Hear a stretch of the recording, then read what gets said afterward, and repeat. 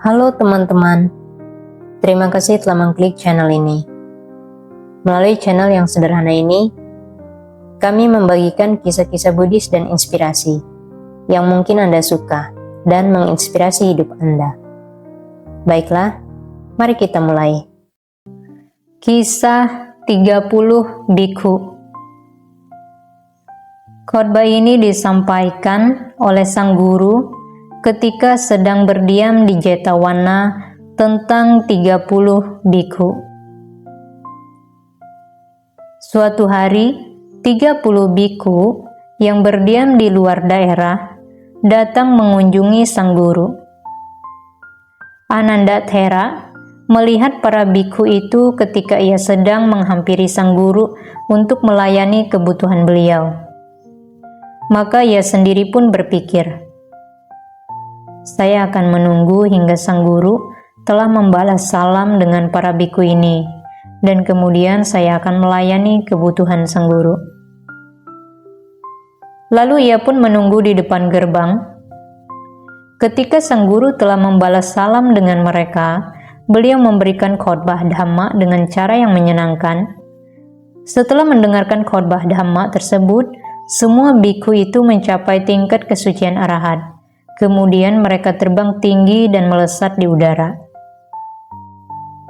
Sewaktu mereka telah lama pergi, Anandathera menghampiri sang guru dan berkata, Bhante, 30 bikhu datang kemari. Di manakah mereka berada? Mereka pergi, Ananda. Jalan apakah yang mereka lalui ketika pergi, Bhante? Melalui udara, Ananda. Tetapi Bhante, apakah mereka telah memusnahkan kekotoran batin mereka sendiri?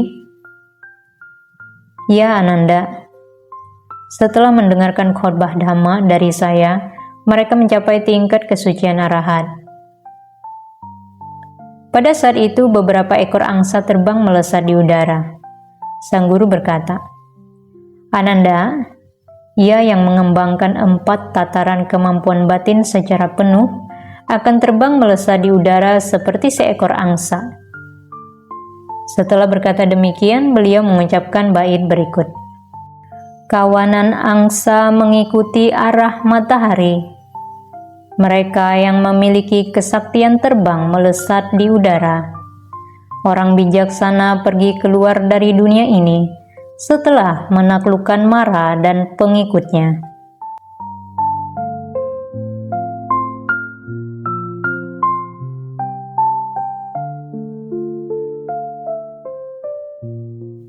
Kisah Cinca memfitnah Sang Buddha. Khotbah ini disampaikan oleh sang guru ketika sedang berdiam di Jetavana tentang Cinca Manawika. Pada periode pertama pasca pencerahan sempurna, para siswa sang pemilik dasa bala berlipat ganda jumlahnya, dan para dewa serta orang-orang dalam jumlah yang sangat besar berkumpul di tanah suci India. Dan karena banyak jasa kebajikan beliau yang tersebar luas, berkah keberuntungan dan kehormatan dianugerahkan kepada beliau.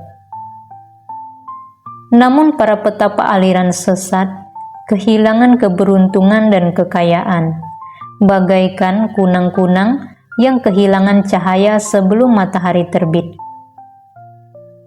Dan mereka berkumpul di jalanan sambil berteriak, apakah hanya petapa Gotama yang disebut sebagai Buddha? Kami juga adalah para Buddha. Apakah kalian memberikan buah yang melimpah hanya untuk dirinya? Kami juga pantas mendapatkan buah yang melimpah. Oleh karena itu, mari kalian berikan derma kepada kami. Mari kalian berikan penghormatan kepada kami. Dengan perkataan tersebut, mereka menyerukannya kepada orang-orang. Meskipun begitu, semua seruan mereka tidak dapat membuat mereka mendapatkan keberuntungan ataupun penghormatan. Kemudian, mereka saling bertemu secara rahasia dan berpikir, bagaimana caranya agar kita dapat membuat orang-orang memberikan penghinaan kepada petapa Gotama, sehingga ia tidak lagi menerima keberuntungan dan penghormatan. Pada saat itu di Sawathi, hiduplah seorang petapa wanita pengembara yang bernama Cinca Manawika. Ia memiliki paras yang sangat cantik dan manis. Ia seperti sesosok bidadari surgawi. Tubuhnya memancarkan cahaya. Seorang petapa yang jahat mengajukan rencana ini. Dengan bantuan wanita ini, kita dapat membuat orang-orang memberikan penghinaan kepada petapa Gotama, sehingga ia tidak lagi menerima keberuntungan dan penghormatan. Itu rencana yang bagus, seru para petapa yang menyetujui rencananya. Cinca Manawika pergi ke biara para petapa itu, memberikan penghormatan kepada mereka dan berdiri sambil menunggu. Tetapi para petapa itu tidak mengatakan apapun dengan dirinya. Kemudian ia berkata, "Apa kesalahan yang saya lakukan?" Ia mengulangi pertanyaan ini sebanyak 3 kali, lalu ia berkata, "Para tuan yang mulia, saya menginginkan jawaban dari Anda semua. Para tuan yang mulia, apa kesalahan yang saya lakukan? Mengapa Anda semua tidak menjawab pertanyaan saya?" "Saudari," jawab para petapa, "apakah kamu tidak mengetahui bahwa petapa Gotama telah melukai kami, membuat kami kehilangan keberuntungan dan penghormatan?" "Tidak, para tuan yang mulia, saya tidak tahu tentang beliau. Tetapi, apakah ada yang bisa saya bantu untuk menyelesaikan masalah ini?" "Saudari, jika kamu ingin bersekongkol dengan kami, kumpulkanlah semua akalmu. Susunlah siasat untuk membuat penghinaan terhadap petapa Gotama, sehingga ia akan kehilangan keberuntungan dan penghormatan." "Baiklah para tuan yang mulia," jawab Cinca Manawika. "Saya akan bertanggung jawab terhadap semuanya. Tidak usah khawatir dengan hasilnya nanti." Setelah berkata demikian, ia pun pergi. Sejak saat itu, ia menggunakan segala kemampuannya sebagai seorang wanita untuk mencapai tujuannya.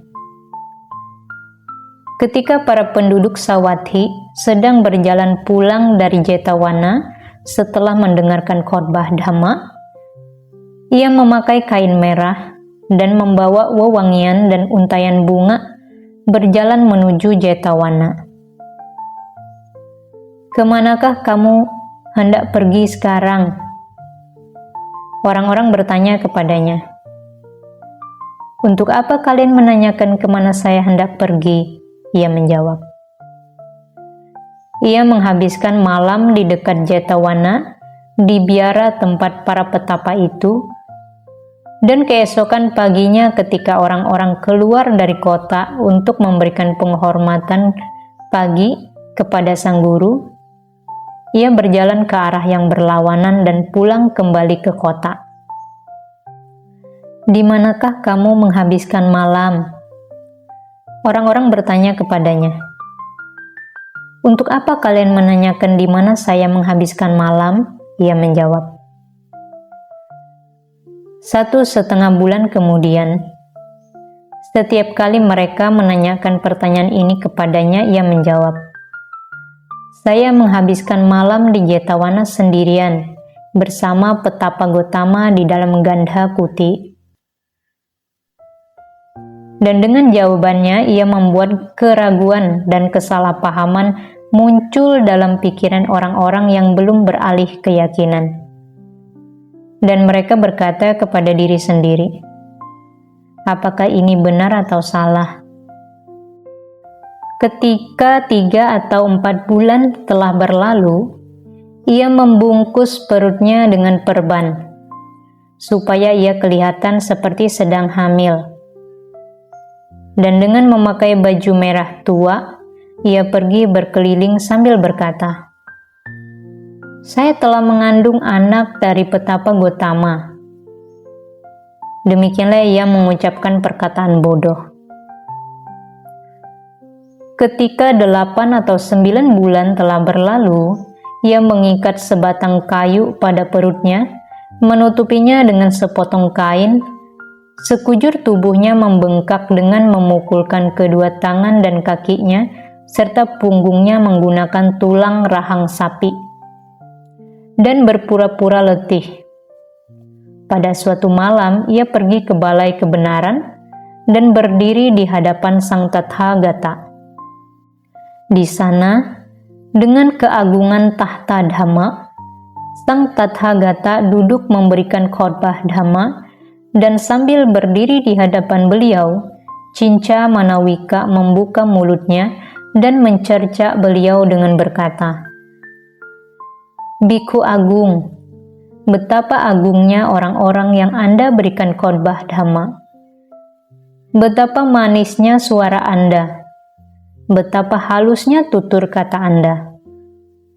Meskipun demikian, Anda adalah orang yang menyebabkan saya mengandung seorang anak, dan waktu persalinan saya kian dekat. Namun Anda malah tidak melakukan upaya apapun, seperti menyediakan tempat tidur untuk saya, serta mentega cair, minyak, dan barang lain yang saya butuhkan. Dan karena Anda sendiri gagal melaksanakan kewajiban ini, dan karena Anda juga tidak mengatakannya kepada seorang pun umat pengikut Anda, baik Raja Kosala, Anathapindika, maupun umat wanita terkemuka Wisaka. Lakukanlah untuk wanita ini sesuai dengan yang dibutuhkannya. Anda hanya tahu bersenang-senang, tetapi Anda tidak tahu bagaimana caranya merawat anak yang telah Anda lupakan." Demikianlah ia mencerca Sang Tathagata di tengah perkumpulan, seperti seorang wanita dengan setumpuk kotoran di tangannya yang berusaha mengotori wajah sang bulan. Sang Tathagata menghentikan khotbahnya dan berteriak seperti seekor singa yang mengaum keras, "Saudari, apapun yang telah kamu ucapkan, baik benar maupun salah, hanya kamu dan saya yang mengetahuinya. Ya bhikkhu yang mulia, tetapi siapakah yang memberikan keputusan mengenai kebenaran dan kebohongan yang hanya diketahui oleh Anda dan saya sendiri?" Pada saat itu, tahta Sakka memanas. Kemudian Sakka memikirkan penyebabnya, dan menjadi tersadarkan dengan pemikiran berikut. Cinca Manawika sedang memfitnah Sang Tathagata. Lalu Sakka berkata kepada diri sendiri, "Saya akan memperjelas masalah ini," dan langsung berangkat bersama 4 dewa. Para dewa menjelma menjadi tikus-tikus kecil. Para tikus kecil ini dengan satu gigitan memotong tali yang mengikat papan kayu pada perut itu. Pada saat itu, angin yang berhembus membuat kain yang menutupi dirinya terbuka, dan papan kayu jatuh di kakinya, memotong jari-jari kedua kakinya. Kemudian orang-orang berteriak, "Seorang wanita jalang yang sedang mencerca yang tercerahkan sempurna." Mereka langsung meludahi kepalanya dan menyeretnya keluar dari Jetawana dengan membawa tumpukan tanah dan tongkat. Sewaktu ia pergi meninggalkan Sang Tathagata, bumi membelah terbuka, sebuah jurang yang dalam terbuka di bawah kakinya, dan api menyembur keluar dari neraka Awici. Demikianlah ia ditelan bumi, seperti sebuah selimut merah tua yang dipersembahkan kepada keluarga kaya, dan terlahir kembali di neraka Awici. Sejak saat itu, keberuntungan dan penghormatan yang diterima oleh para petapa tersebut menjadi berkurang, sedangkan derma yang diberikan kepada sang pemilik dasa bala bertambah semakin banyak. Pada keesokan harinya, para biku memulai sebuah pembicaraan di dalam balai kebenaran. Para biku, Cinca Manawika, karena telah memfitnah sang pemilik kebajikan sempurna, sang penerima derma yang terkemuka, sang Bhagawa, hidupnya pun menjadi hancur. Sang guru menghampiri dan bertanya, "Para biku, apakah yang menjadi topik pembicaraan kalian ketika sedang duduk berkumpul di dalam sini?" Ketika mereka memberitahukan kepada beliau, beliau berkata, "Para biku, bukan hanya kali ini ia telah memfitnah saya dan hidupnya menjadi hancur. Ia juga melakukan hal yang sama pada masa lampau."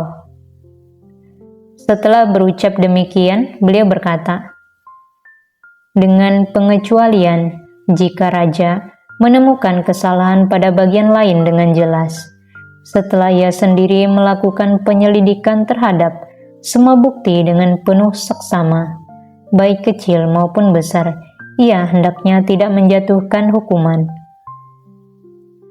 Setelah berkata demikian, beliau menceritakan kisah Maha Paduma Jataka yang dapat ditemukan di dalam Jataka Vol 4 secara mendetail. Kisah masa lampau, wanita cabul dan pemuda berbudi luhur. Pada saat itu, Cinca Manawika terlahir sebagai salah seorang istri raja. Sesama istri raja dengan ibunda dari Bodhisatta Pangeran Maha Paduma. Ia mengundang Sang Mahasata untuk berbaring dengan dirinya, dan ketika beliau menolak untuk melakukannya, ia melukai tubuhnya sendiri dengan tangannya, berpura-pura kesakitan, dan memberitahukan raja, "Putra Anda melukai saya, hingga seperti ini karena saya menolak untuk berbaring dengan dirinya." Raja mendengar hal ini, diliputi dengan kemarahan dan langsung melempar Sang Mahasata dari atas jurang penyamun. Dewa yang berdiam di dalam jurang gunung itu merawat dan melindungi beliau dengan menaruh beliau di tempat yang aman, yaitu di dalam kepala Raja Naga. Raja Naga membawa beliau menuju istana naga dan menganugerahkan setengah kekuasaan kerajaannya kepada beliau. Setelah Sang Mahasata berdiam di sana selama setahun, beliau memiliki keinginan untuk menjalani kehidupan suci. Kemudian, beliau pun pergi ke wilayah pegunungan Himalaya, menjalani kehidupan suci, dan dengan tepat waktu berhasil mengembangkan praktik meditasi jhana yang menuju tercapainya kemampuan kesaktian. Seorang penghuni hutan secara kebetulan melihat beliau dan melaporkan masalah ini kepada raja. Lalu raja pergi menemui beliau, memberi salam hormat kepada beliau, mencari tahu kejadian sebenarnya, dan menawarkan untuk memberikan kekuasaan kerajaannya kepada Sang Mahasata. Meskipun begitu, Sang Mahasata menolak tawarannya dan menasehatinya seperti berikut. "Dari pihak saya sendiri, saya tidak memiliki lagi keinginan untuk berkuasa. Akan tetapi, apakah Anda sendiri menjaga dasar-sila kerajaan, menghindari perbuatan jahat, dan memerintah kerajaan dengan adil?" Kemudian raja bangkit dari duduknya dengan isak tangis dan pulang kembali ke kota. Dalam perjalanan pulang, ia bertanya kepada para menterinya, "Siapakah yang telah bersalah sehingga membuat saya berpisah dengan seorang yang penuh kejujuran?" "Istri Anda yang patut disalahkan, Paduka." Lalu raja mengangkat istrinya dan melemparnya dari atas jurang penyamun. Dan sejak memasuki kota, ia memerintah kerajaannya dengan adil. Pada masa itu, Pangeran Maha Paduma adalah Sang Mahasata dan wanita yang merupakan sesama istri raja dengan ibunda beliau adalah Cinca Manawika. Kisah masa lampau selesai. Ketika sang guru telah memperjelas masalah ini, beliau berkata, "Para biku, bagi mereka yang telah melanggar sebuah peraturan, mereka yang tidak berkata jujur, mereka yang senantiasa memfitnah. Setelah mereka meninggalkan dunia ini, tidak ada satupun kejahatan yang tidak akan mereka perbuat. Setelah berkata demikian, beliau mengucapkan bait berikut. Jika seseorang melanggar sebuah peraturan, jika ia berdusta, jika ia meninggalkan dunia ini, maka tidak ada satupun kejahatan yang tidak akan ia perbuat.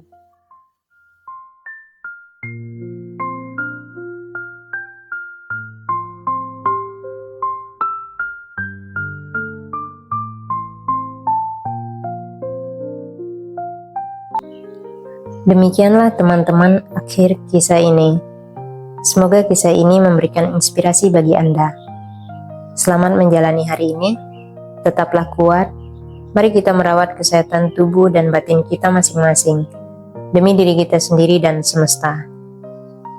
Apabila Anda menyukai konten ini, silakan subscribe channel ini, klik suka, bagikan ke teman-teman dan keluarga Anda, sehingga mereka juga memperoleh manfaat yang sama seperti Anda. Serta tinggalkan komen Anda di kolom komentar. Terima kasih telah menonton dan mendengarkan hingga akhir, dan sampai jumpa di kisah berikutnya.